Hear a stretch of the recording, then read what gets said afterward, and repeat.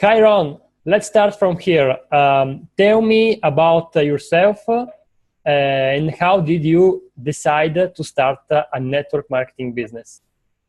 Hi, Peter. How you doing? Maybe first to start correctly with my name, it's Ronen, not Ron. Okay. And thank you for inviting me. I have not gone over the questions that you have sent me, by the way, purely because I wanted this to be a free-flowing conversation, like two friends sitting in a coffee shop and me just giving my opinions. So to answer the first short question, I found myself in network marketing in 1990 when I was really working as a salesman for Encyclopedia Britannica. I sold a young, lovely couple with 7 kids. I remember the mess in the house. And they have shown me circles and showed me this company called Amway, who is, Okay. as you know the history of our industry. Yeah, that was how I really found myself there. Not really for the purpose of money at that stage. I was earning a lot of income as a young man. Yeah. But the social aspect of it is really what drove me in, the desire to learn people, to learn more about myself through people. And of course, the biggest bonus of all in our industry, which is self-development, to start going into this world that allows you to pick from so many different sources, ideas, concepts, and allow us to start working with our mind to produce better results for ourselves. And Ronen, in your opinion, what are the biggest mistakes that network marketers do? Wow. I guess we're human being. I don't like to look at it as mistakes. I like to look at it as action and learning from it, as I don't believe we can make mistakes. Okay. You can't really ride a bicycle, without falling, because you can't learn balance. So do we call the falling a mistake?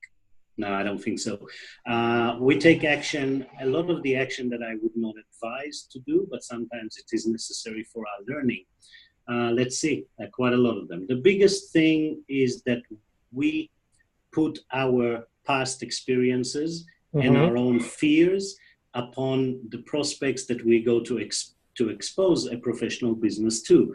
And because all of us in everything we do in life, it's always, as we said, the same as the bicycle. We start from no knowledge. We need to take some action and learn how not to do certain things. So in the beginning, we all receive responses that we don't like. And because of that, we start to think in our mind that the next person I'll see is going to give me the same objection, the same negative attitude. So we call it projecting our fears and past experiences on the fresh new prospect that doesn't really know what happened to us and truly has a very open mind to look at a professional business if it is presented professionally. That is one, and we can go through so many different actions that require different action in our business, but that would be one of the biggest one, I would say. There is so many others into leadership and people thinking that they work with their egos. So they climb up to a particular achievement. Suddenly one of their business partners or downlines achieves more than them. Now they're jealous. They're trying to put them down. So many actions that I would not recommend in our industry. But as I said, it's not about learning them all and not doing them. Some of them we have to do in order to learn. Great. Never allow your resort to force you to quit on anything you do in life, because it's the only way to learn. Yes. And what was the biggest mistake you did in your network marketing career? Biggest mistake I have done is something I find many others do, and that is to believe that there is a true partnership environment between me and the corporate companies that I was contracting to be able to move the product. And because of that, because I came with a partner mentality, I thought I'm allowed to get upset or to scream or to change the policy or to try and make a compensation plan better or create little storms inside my own community of people that are upset, which is a great way to lose your organization. So the biggest mistake is not to understand the relationship pattern. The relationship pattern means there is a manufacturer out there that gives us the ability of a contract that says we're allowed to buy wholesale, sell retail, and if we can get other people to do the same action inside our organizational structure, we will be compensated a certain percentage through their profits and successes. And that is it. We are given an option. We are not a shareholder. We are not the decision maker. And we are not in a position to go and fix those companies. We can look at them, choose if it's what I want, learn how to print money out of it.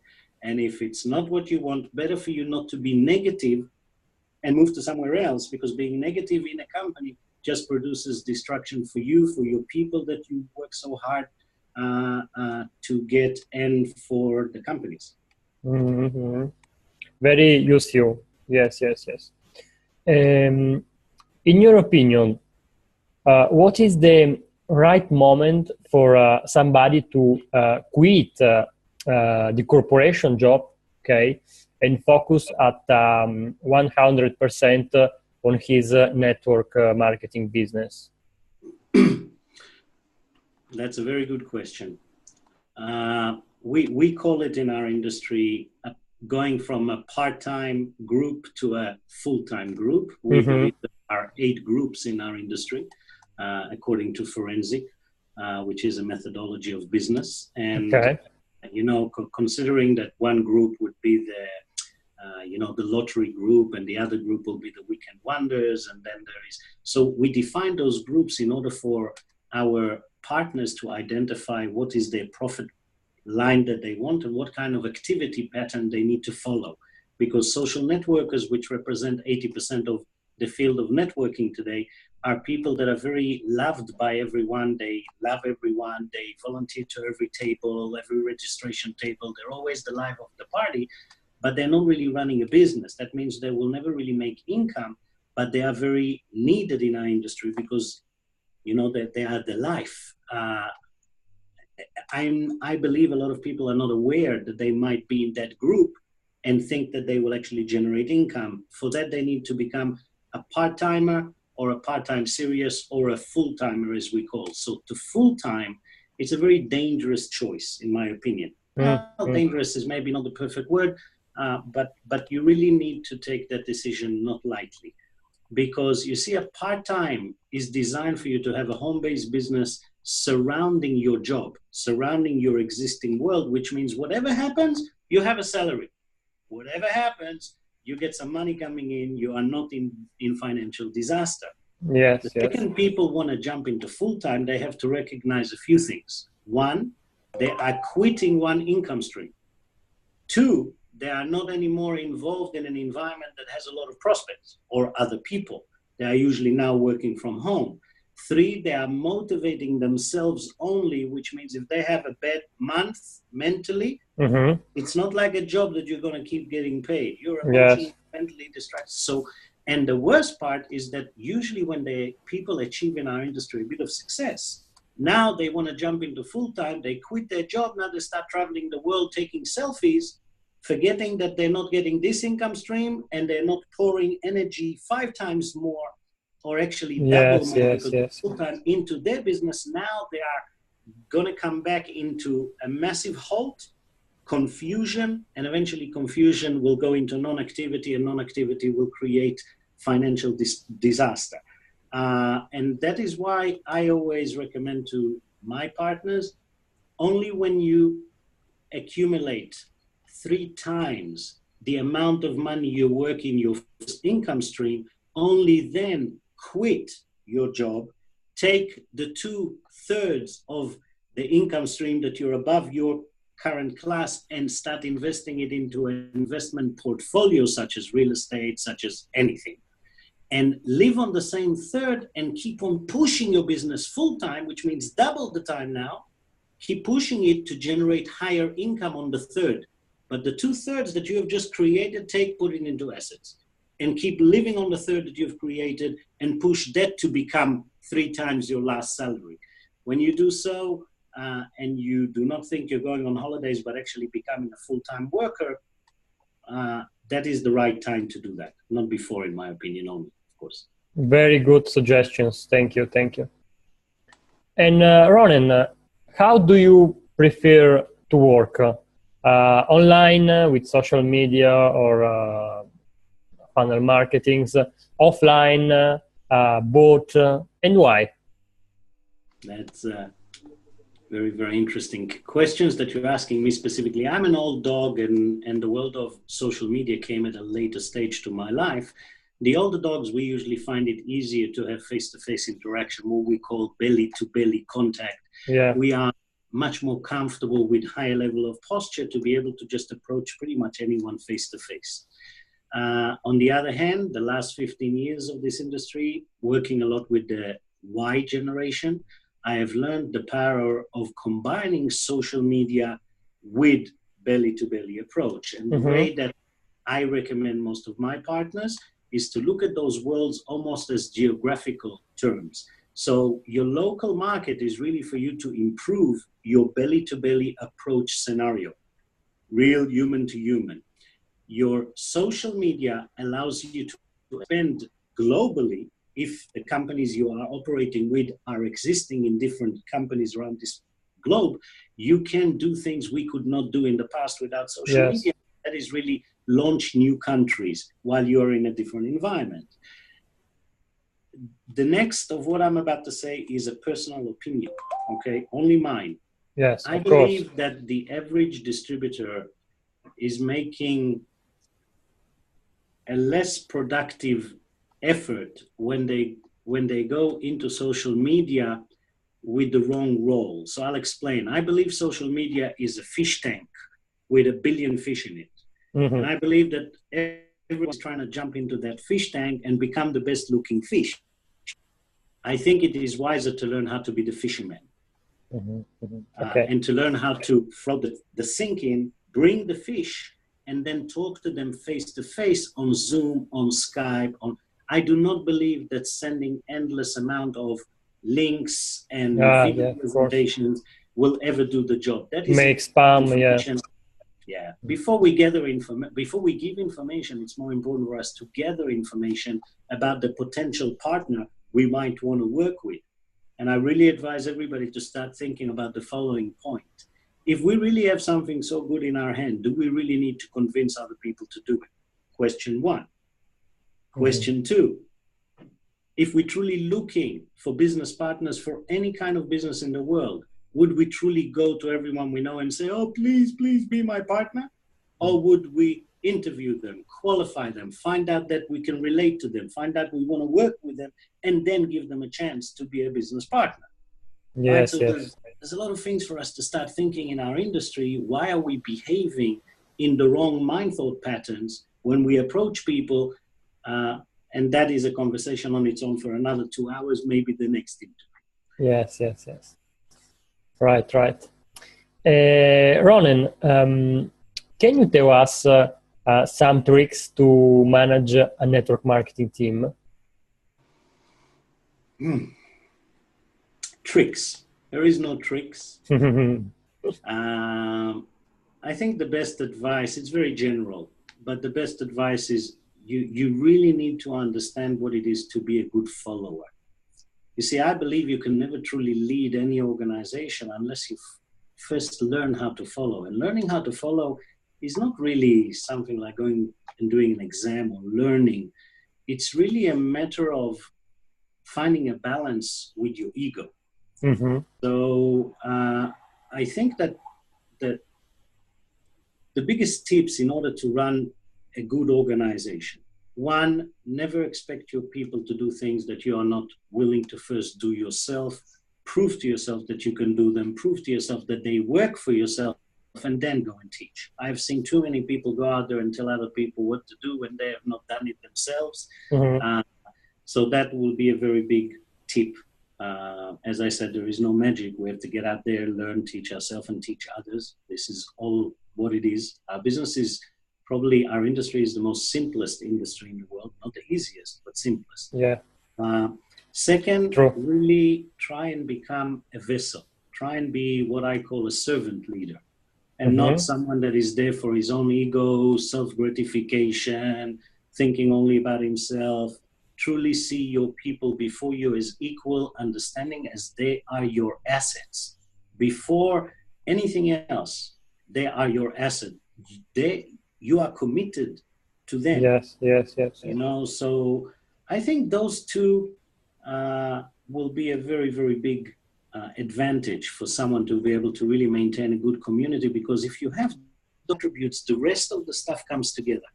People identify light and good in you, and they see you coming from the right place, they will start adopting the same culture, and you're going to find yourself in an amazing community of people and making some good money, but your life will really start making a big change when you're having a community of light instead of what I call a community of darkness. And for me, community of light is a place that you go and everyone always gratify you. That means everyone shows you your greatness they see about you instead of telling you what you're doing wrong.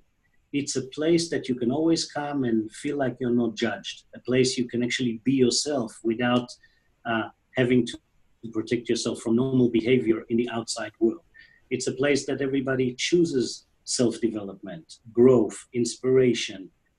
If you can create a community like that for yourself, I think this is more than all the money in the world that you can have. It's true. Ronen, what was your worst entrepreneurial moment? My worst entrepreneurial moment. Okay. Since this is a general interview to be used as to be of use to all networkers in the world and not in relation to particular companies, I cannot go into too many details because this has happened in the place that I am currently in. But I'll try and tell you because it's a funny story, but one of the worst entrepreneurial mistakes. Okay. So I was about maybe a week in the business in this company, and I've brought a few partners that became partners with me, and they've made the company I'm with. They give a very, very big cash volume for the beginning of when you start their business. Okay. So when they received all the amount of products, which they never really paid for, it's a part of the package. I didn't know that at the time, but there was a few products that had a default in them. Okay. So I immediately, this is a good tip for everybody in our industry. Okay. I immediately, utilized the very close connections that I've created with the CEO and owner, which normally you don't have. You don't even know the CEO and owners of companies. And I've done the biggest mistake an entrepreneur can ever make. I took the side of my distributors without having enough knowledge.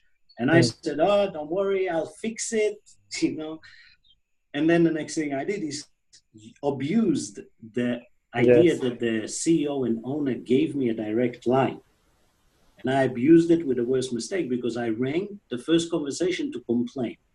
Now, it was really funny because I work with a pretty incredible CEO and visionary. And, I remember the day I called him and he said, hey, Ronen, how you doing? And I said, not very good. And he says, okay, it sounds like you're not in a great place. Let me just tell you that before we start the conversation, you will be the one that apologizes at the end of the conversation. Now, at that stage, I had green smoke coming out of my ear. And he said, what's the problem? And I said, well, there's a few items, there's a default with them. And he said, okay, how many items are we talking in value that the orders were? And then at that moment, I understood I didn't even know the numbers. I was so hurried to complain and protect. I didn't even know the numbers. So I immediately called on the other phone. I called my distributor and I said, hey, Anna, how many products are we talking about? She says $100,000. And I say, hey, $100,000. And he said, okay, and how many products are defaulted? And I asked Anna, and she says 6. And at that moment, everything started to happen in my hand. I understood why I'm about to come out very stupid out of that conversation, because there was a product order of $100,000 with hundreds of items, and 6 of them were defaulted. And I'm not sure, by the way, whose fault, the company or them, but that's irrelevant. It's sick. So now I'm being educated by my owner about the laws of manufacturing, which I should have known by then, that any manufacturer in the world has a 4% product return, that it's considered okay. You can't go above it. And we did the calculation, and it was less than 0.025% of product return that I was trying to complain and protect. And what happened is, you see, he educated me, but I handled the situation wrongly, because I should have gone and said, guys, there's no problem. I'll find a solution, send a ref ticket, do something professional like I'm running a business. Instead of that, I allowed my emotions to take over and took the side of those 10 girls, which, by the way, today are not in the business. Why? Because of my behavior methodology. If I was a true entrepreneur that did not make a horrible mistake at that moment, I would have been strong to handle the situation professionally, to say, guys, whatever the problem is, we'll solve it next topic, instead of going into a pity party with my own distributors, making a mistake. Now, lucky enough, that was the first week. A lot has happened since then, and everything is fine. But I thought I'll share that story with you today, because it's the only way I can. I mean, there's so many mistakes we can make in our industry. But as I said, I don't believe anything is a mistake. I don't believe that we can learn anything without taking action and not always getting to the results we want. We just must remember that we have to keep on taking action. Every action teaches us something. Yes. And you know, the biggest thing I always say to most of my partners is, try to understand everything in your life that was ever challenging, anything that was hard, anything you were pissed off with, anything like that will one day become a gift for someone else in the future, where you will be on a stage, share your weaknesses, your past happening, because it will help so many others. So there are no mistakes. It's just taking action. And there is, I could share today on an interview a story that happened to me, right? And if it didn't happen, I wouldn't learn that. I could have learned it at a later stage and destroy 1,000 people in my organization instead of 10. If that makes sense. Back to you. Yes. Understand you. Ronen, what is your personal habit that contributes to your success? What is my personal habit that contributes to my success? The biggest habit, in your opinion. My massive, never-ending desire to make people smile. Good. That's the biggest healer, the best thing I have in my success. I truly love people. I really, really do love people. I believe in us. And I think this is one of my strongest attributes that allows me to create not massive, but very unique, incredible communities and families. You know, we're having a lot of fun. And it's not just about money for us, it's about learning, growing. So I would say making people smile is my best attribute. Very good quality for network marketing, I think. I think so.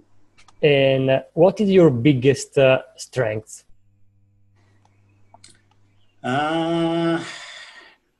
This probably.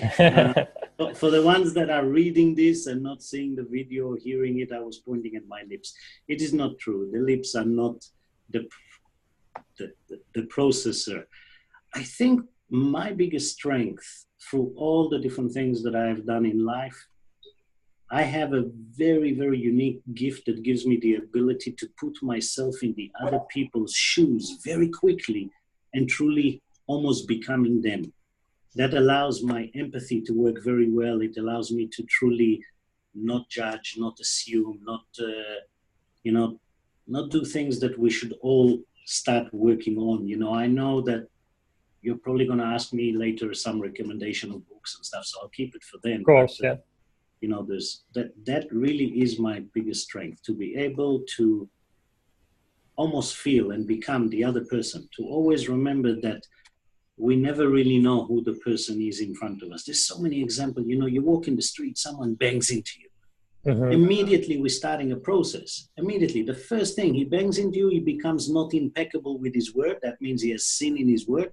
And he say, hey, you idiot, watch out where you're going. And now I take the next of taking it personally. And now I'm making an assumption he doesn't like me, he's stupid. And I become without peccability, with sin in my words. And I say, hey, you're an idiot. And Yes, this happens to us every day, because for a second we don't stop. When he banged into me, if I stop and say, man, he must have had a bad day, maybe his girlfriend just broke up with him, maybe he just lost his job, maybe, you see, if I knew that, I'd probably turn around and not say you're an idiot. I'd probably turn around and say, hey, buddy, listen, can I be of any help? You know, don't worry, there's other jobs that, because humanity wants to do that. We want to help, we want to do good. But sometimes because we forget that we don't see the whole picture, we don't see what happened 5 minutes before, then we see things through our own eyes. I believe self-development is about changing that. It's about having the ability to see more than just ourselves. That's answering your question in a very long way. Yes. And your biggest weakness? My biggest weakness would be, once again, emotion, because the thing that creates my biggest strength comes from an emotional background.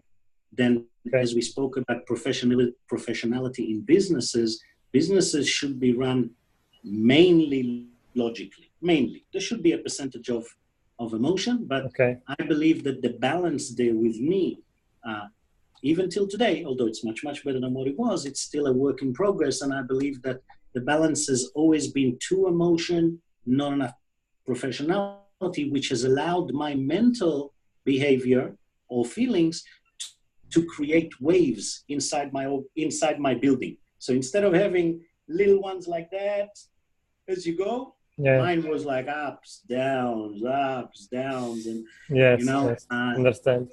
The more I improve that, the more stable the core of my leadership is, because we are all human. We come from an employee mindset, so we allow emotion a very large part of our life, which professional business owners do not, in my opinion. Yes. And Ronen, what was your biggest aha moment in the business? Inspirational moment, I think. Wow. Identify one aha moment out of 27 years of doing something. That is a very difficult. Yes. That is very difficult. What would have been my... The more recent, if you remember.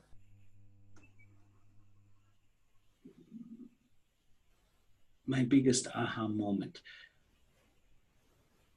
Probably, I mean, there is a few, as I said, there's a few, and because of the personal nature of each and one of those stories, I cannot share them on a global network interview, because it relates to a particular company or to particular people. And this is more about generally what we can all learn together from this conversation to help all of us become a little bit better or get better results. So my biggest aha moment was actually many years ago, when I've identified that beyond people's skepticism, slavery, and mediocre, behind all of that, there is a unique industry that allows the individual to break through most of the things that hold us, and take our industry and actually build a very different existence for themselves. And the second I've identified that, and I was probably getting to my 30s at the time, I think I found the first time in my life a link between my personal desires with humanity and between finance. So I was using the industry as what I call the lowest common denominator of bringing people, because they all want to generate more income. And because they want to generate more income, they are willing to invest in themselves a lot more than they are willing to go to the gym or to go to a yoga class, or they are much more concentrated and willing to put what it needs in order to truly change their own lives. So I bring them in on a financial vehicle, but once they start producing income and changing their life, they start to create what we call very common trust. That means you've set them the right place the first time, they were pretty much now with you. And that is the place that I really utilize to push the world of self-development even deeper, not just for financial gain, but for truly following the words of one of my prophets, which is Bob Marley. And he said, emancipate yourself from mental slavery. No one but ourselves can free our mind.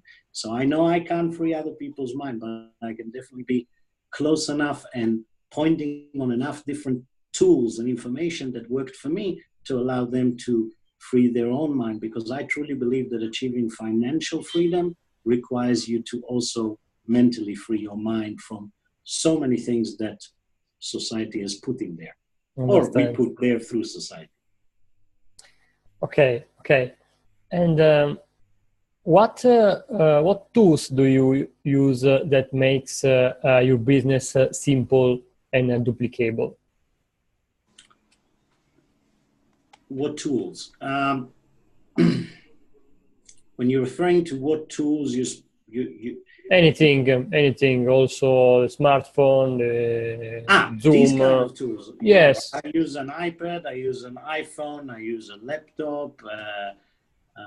Those are connecting me to the social media environment, and I try and spend as much time as I can outside my house, because in my house everyone is already either a customer or already in the business, so there's no one to really talk to there. So out the house, because we have an iPad, because we have an iPhone, we can be out the house and do both worlds.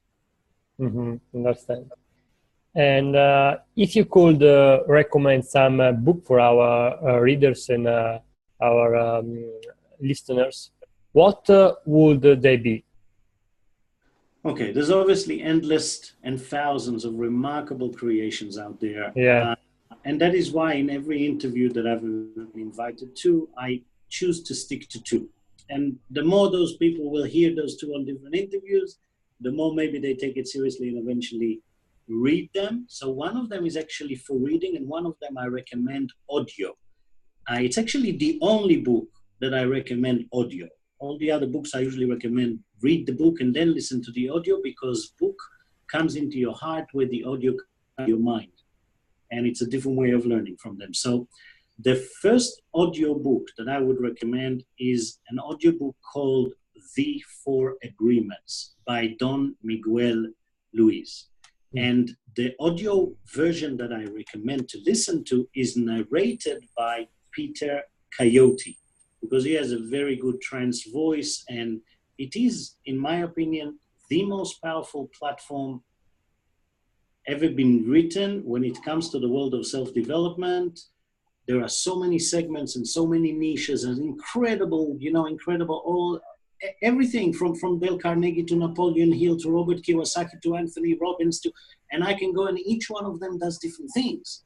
Yeah. But the one for me that is above all, that has totally changed my life in the last 14 years with a lot of studying of it, is The Four Agreements. It's the only one I found that truly gave me keys to be able to unlock all the agreements I've made all my life, that I found out at a very late stage was not my agreements, right? When you think about it, we don't even pick our own name. Every time we take action, someone else thinks is right. We're going to get a smile, a lolly, a kiss. We'll decide that's right. Every time we take action, someone else thinks is wrong. We'll get a scorn, an angry face, a punishment, and we'll decide that's wrong. And we make endless thousands of agreements like that of right and wrong that are being judged by an eternal judge inside us. And we are judging ourselves all our life according to other people's rights and wrongs. So that is probably the biggest recommendation line that I have. That does not mean that there is, as I said, endless, but that will be for me the top. Accommodating that is a good book, very short, and I like short and easy and funny, and so people can relate to, and it's the type of book you put and you cannot put down until you finish it in about 2 hours, very short, and it has a massive message. That book is called Badulina. It's been translated into English about a year ago. It's It's an incredible book that has one very big lesson in it. And that lesson is we can choose to either be victims or be the queen and kings that we were born to be. Now, a king and queen are not the ones that rule other people. Yes. A true king and queen, by my definition, is a person that can rule over his own kingdom himself. That's for me a true king, a true queen. You cannot do that if you are a victim. A victim means nothing is our fault, everything is someone else's fault. We all recognize that behavior pattern. Every time we get a speeding fine from a cop, it's always the stupid cop's fault, not us speeding, of course. Mm-hmm. So that two, book and the audiobook will be the biggest gifts I can give to your audience today. That they're incredible. Again, I don't know if they exist in Italian. I would gamble to say yes. Okay. Thank you for that suggestions. And Ronen, what are your contact information if somebody want to contact you? The easiest is my email is just my first name at my last name 0. So Ronen Triffon 0@gmail.com. The 0 is always to remind myself that I'm a vessel and not more. Okay. Facebook is also fairly easy to contact me. Just my name, Ronen, and then space Triffon with capital R and capital T. I think if you just Google my name, let me put it this way, if the universe is designed you or any of your audience to find me, to contact me, I believe it will happen, even if we try and stop it. I don't know, the people just get into my life, and I guess because I love people so much, I will talk to anyone because I can learn from anyone. And the second I believe I cannot learn from someone is the day that I choose to be a little bit more stupid than what I can be. So truly anyone, of course, practical information. I'm not here for interest in dating. I'm here in interest to help any fellow networker around this planet achieve or help guide them to achieve the things they want to achieve, with a total promise that I do not involve networking competitions while I work with people. You come to me, whatever company you are, you will get the best advice I can give you, generic towards what you do. So I don't cross recruit. I believe that whoever has to come to me comes to me, and I really advise everyone to adopt that mentality. 7 billion people, guys, we are not even touching the scratch of the surface. Let's stop being greedy. Let's treat this industry as a one, and understand that we just have companies that we contract with, and our job is to produce turnover of products and generate income for our families. It's really that simple. We don't need all the drama around. The more professional we'll become, the more the world will open up to understand they have no choice. They need this industry. The governments understand it today. Everybody understands it today. Let's just go out there, become more professional, behave a little bit like any other business owner. If you have a restaurant or yes, exactly. And I'm sure the world will open up, and a lot of the very uneducated misunderstanding that the average person had because his grandmother been to some company for 2 days and made no money. Now they're starting to make references to, architectural structure in Egypt, which I never understood, by the way. Why is people keep calling these pyramids, and what's the connection with pyramids and network marketing? Yes. Yeah. So yeah. Thank you very much for this conversation, Ronen. It was my pleasure. The honor was mine, without a doubt, Peter, and I'm very keen to learn your language a bit better. Maybe one day in the future I'll be able to do this in Italian. One of my favorite languages, by the way. I love your country very, very much. I'm going to be there very soon, actually. I love the attitude of the people. They're alive, as I define them. They're alive, definitely. Yes. So thank you for inviting me for this interview. And hey, anytime, if you know of anything I can do to help our industry, call me. Sure. See you soon, Ron. Take care, Peter. Bye-bye. Bye.